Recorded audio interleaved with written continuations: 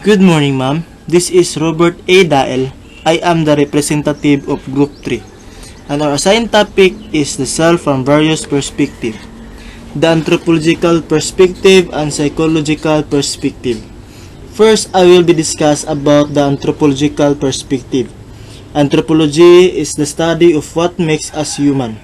Anthropology is the comprehensive study of human development, culture, and change throughout the world, past and present.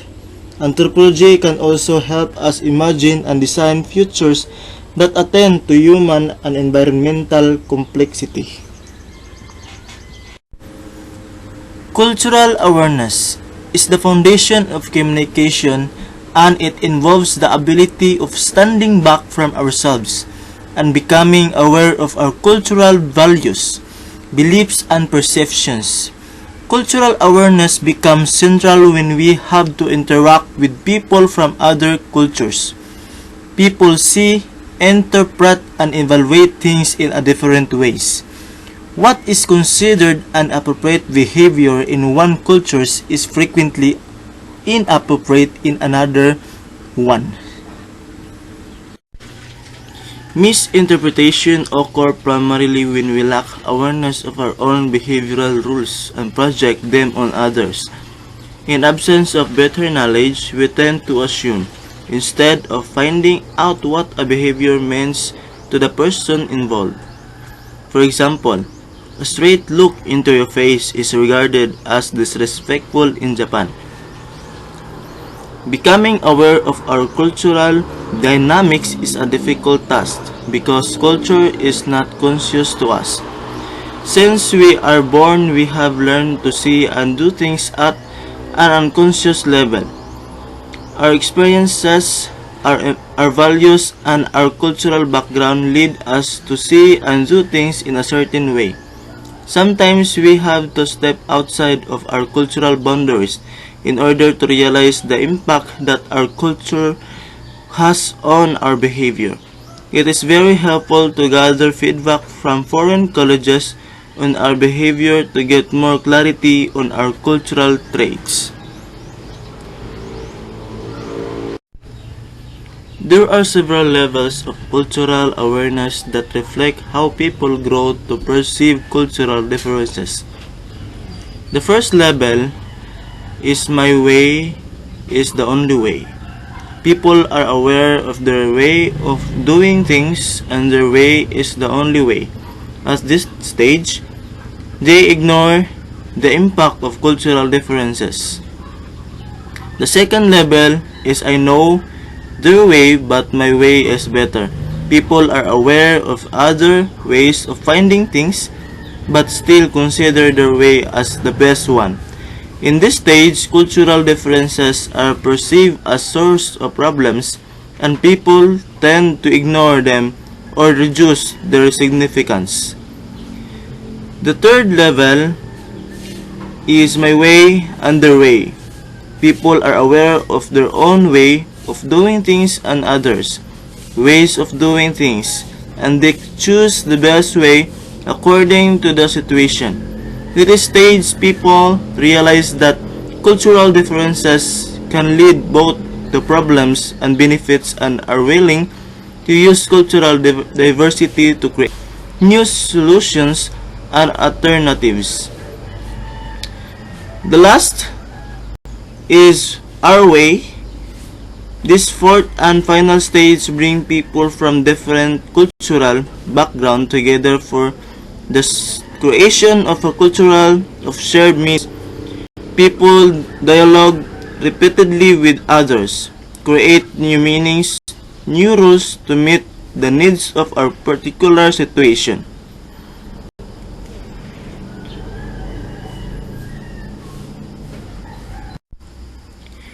Increasing cultural awareness means to see both the positive and negative aspect of cultural differences. Cultural diversity could be a source of problems, in particular when the organization needs people to think or act in a similar way. Diversity increases the level of complexity and confusion and makes agreement difficult to reach. On the other hand, cultural diversity becomes an advantage when the organization expands its solution and its sense of identity, and it begins to make different approaches to problem solving. Diversity in this case creates valuable new skills and behaviors. In becoming culturally aware, people realize that we are not all the same. Similarities and differences are both important. There are multiple ways to reach the same goal and to live life. The best way depends on the cultural contingency. Each situation is different and may require a different solution. How do I manage cultural diversity? We are generally aware that the first step in managing diversity is recognize it and learning not to fear it. Since everyone is the product of their own culture, we need to increase both self-awareness and cross-cultural awareness. There is no book of instruction to deal with cultural diversity, no recipe to follow, but certain attitudes help to bridge cultures.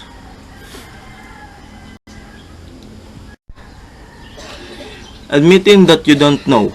Knowing that we don't know everything. That a situation does not make sense. That our assumptions may be wrong is part of the process of becoming culturally aware. Assume differences, not similarities. Suspend judgments.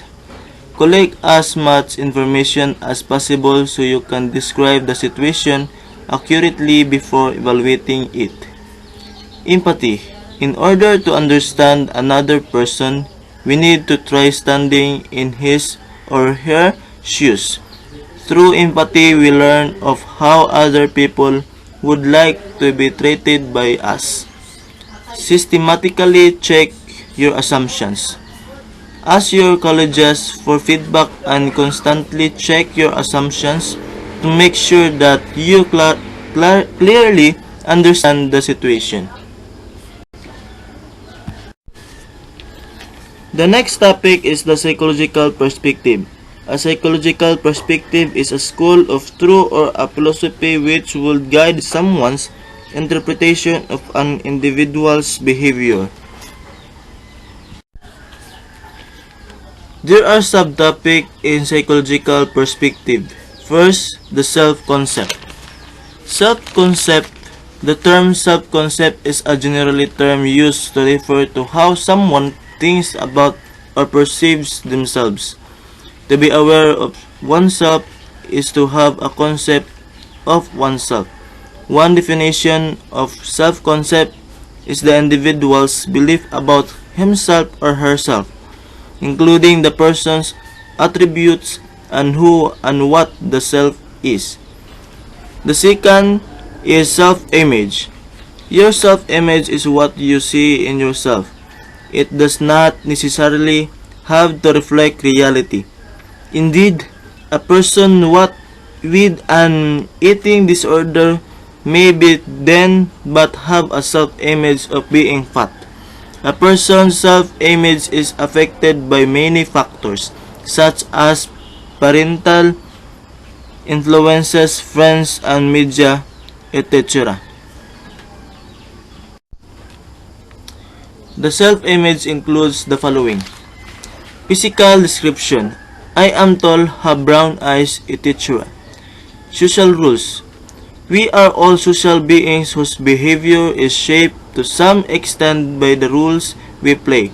Such rules as student, housewife, or member of the football team not only help others to recognize us but also help us to know what is expected of us in various situations. Personal traits. These are a third dimension of our self-description. I am impulsive, I'm generous, I tend to worry a lot, etc. Existential statements. This can range from I'm a child of the universe to I'm a human being to I'm a spiritual being, etc.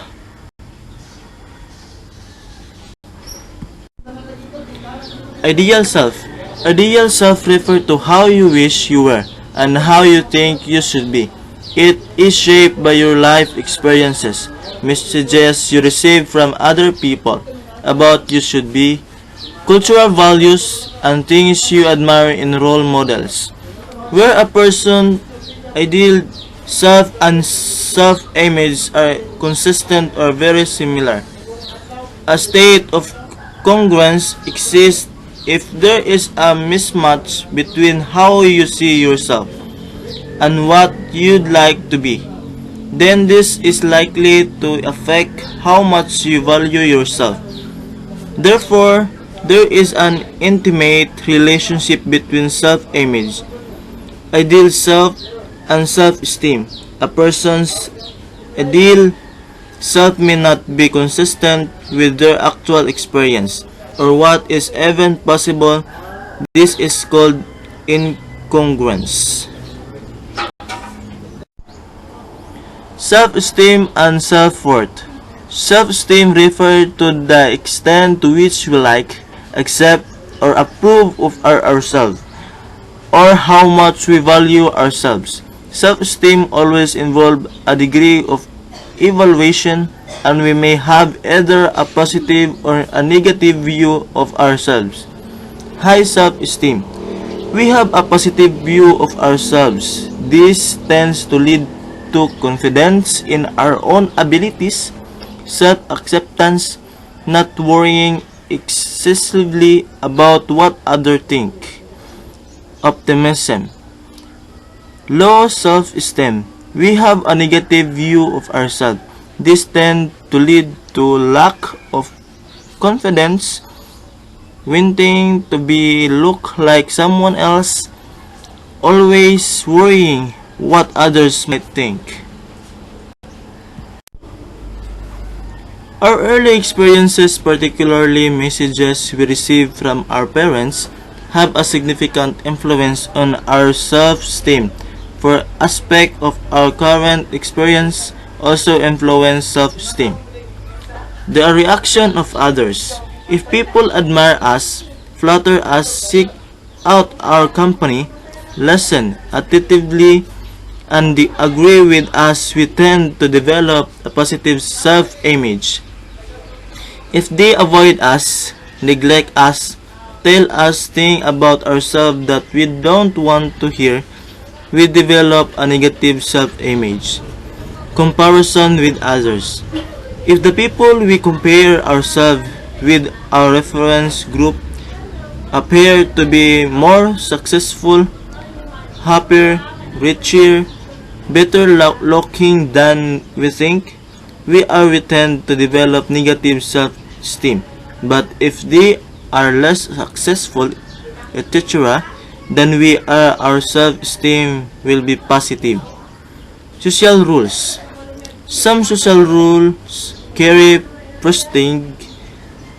For example, doctor, TV personality, professional athlete, and this promotes self-esteem. Other rule carrying stigma. For example, maid, day laborer, garbage collector, and may lower self-esteem. Identification. Rules are just out there. They also become part of our personality. We identity with the position we occupy, the rules we play, and the group we belong to.